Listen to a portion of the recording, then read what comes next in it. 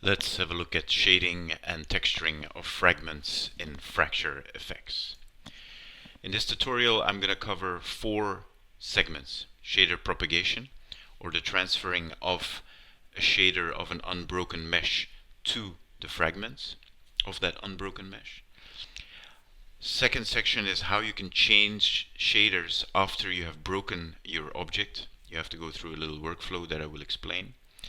And then the texturing and displacement of the interior faces of the fragments themselves, so you can get nice realistic looking fragments. Let's start by having a look at shader propagation. So I have a statue here which has an orange shader assigned to it. Orange shader here in the hypershade. I have a very basic simulation with nice and big fragments, so we can clearly see the outside and the inside of the fragments. But as you can see, even though the unbroken mesh has a shader assigned to it, of course when the mesh gets broken up into different meshes, namely the ones, let me move this over a little bit, namely the ones in the fragment group, your fragments, then no shader is assigned to these fragments. Now, there is a very easy fix for that in Fracture. So if you go to the Fracture menu, you go to Shading and Texturing, you get this window. All you have to do is you have to clear your selection, then you have to use one of the presets, in this case Attach All, and you hit Apply. Now, why do you have to clear your selection? It's explained here. So this tool affects all meshes under the current selection, or if nothing is selected, it defaults to everything.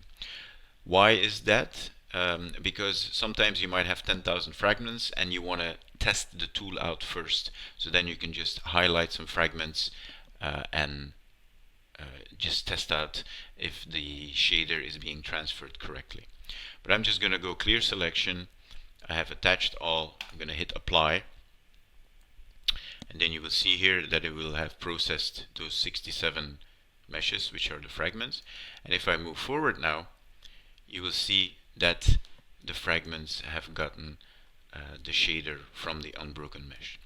But of course, what you can see, and what you can see here also in the perspective view, is that that only happens on the outside of the fragments, because that is the data that is known for the with the unbroken mesh. But Fracture has a solution for that as well. If you go into Fracture, you go to your object and you go to the interior shader section in the shading menu, or in the shading part of the menu here. So what I'm going to do is I'm going to create, or I'm going to use another shader. I'm going to simply just drag that in there, and then I'm going to run this tool again. So again, I'm going to clear the selection, I'm going to hit apply, and you will see that the shader gets assigned here, and you can see here as well that the shader has been assigned to the inside of the faces, inside of the fragments.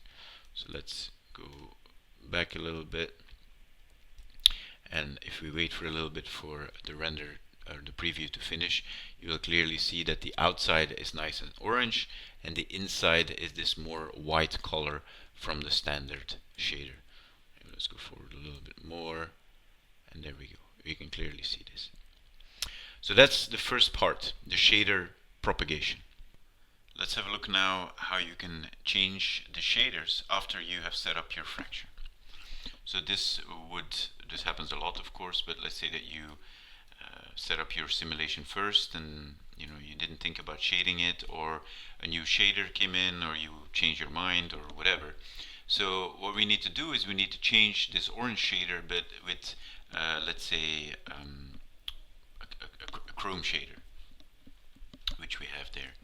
So because of the way that Maya works, we have to go do a little bit of a workaround, or it's a little bit of a we have to dig around a little bit in the node editor. It's not too bad, and I'll show you now how to do that. So the first thing that we're going to do is we're going to go back to the first frame. I'm going to render my render camera, my shot cam. Okay, so the first thing that we're going to do is, let's say that we take the Chrome shader, which is, where is it? This one here. Let's make it a bit bigger. No, that's so big. So let's take, that's annoying. Let's take the Chrome shader. So the first thing, we're going to go to the first frame. I'm going to take my unbroken mesh and I'm going to assign it like that. You can see that it gets the Chrome shading right now. But now obviously we have to assign it to the unbroken mesh, to the broken mesh, to the fragments. So let's bring up the node editor, select the break node, graph the break node, organize the graph editor, and oh yeah, by the way, if you go to the shading tool and you hit the help button, a web page will appear, and what I am explaining right now is explained in depth here. Changing shaders after breaking.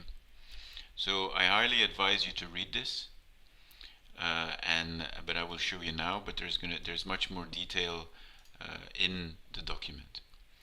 So this is the graph of the break node. So again, I hit graph up and down, or in input and output, and then I organize it a little bit here. So the key is to take this shape node, which is before the break geo, go to the attribute editor, and in the object display tab, untick intermediate object. Then, with this still selected, go to the shader that you want to assign and assign it. After that, tick this on again.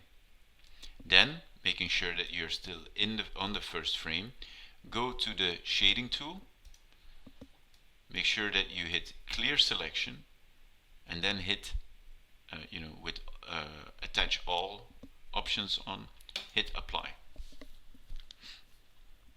So now, if we go forward, you will see that the fragments indeed have the correct shader, but they do not have the interior of the fragments, do not have the correct shader yet.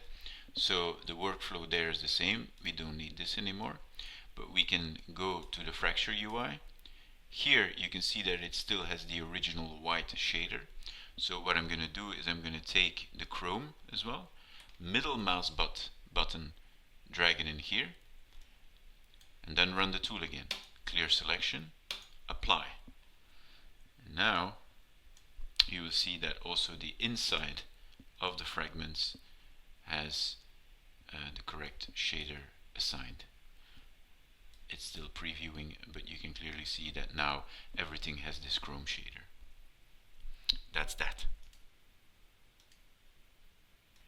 The third section is interior face texturing, although we kind of covered that already. But I will show you again, just to drill it home, and at the same time I will cover interior face displacement, which as you will see adds a little bit of displacement to the inside faces to add some realism to your fragments. So as I said, we've already done the interior face shading, but let's say that we have our chrome statue here, but we want the inside of the fragments to be gold, let's say. So let's go to fracture, and here the interior shader is currently chrome, and I know that I'm repeating myself, but just to make sure that everybody understands. So I'm going to drag in the gold shader, and then I'm going to go to the fracture menu, shading texturing, clear the selection, and just go to apply. And then if we bring up the render view, put that here and go forward a few frames, you will see that the inside now is gold. So as you will see here, the gold here is quite it's very smooth. So what the interior face displacing does is it can break that up by adding some displacement, but just on the inside of the fragments. So how do you do that? So let me just go to the other viewport and go here so we can more clearly see that. So if you go to the brick geo node and you scroll all the way to the bottom, you will see interior face displacement. So what you have to do is you have to use a 3D texture, but only a 3D texture, not a 2D texture, only a 3D texture, and that will displace only the inside of your fragments. So how does that work? So let's go to fragments only, and let's move the window a little bit. Let's add a, so like I said, 3D texture only 3D texture, and let's use a rock texture, and let's just use the defaults. And you do have to hit the update fragments button. So you will see that takes a little bit of time because it's tessellating the geometry and so on, and by default it generally messes it up a little bit, so you have to play around a little bit with these values.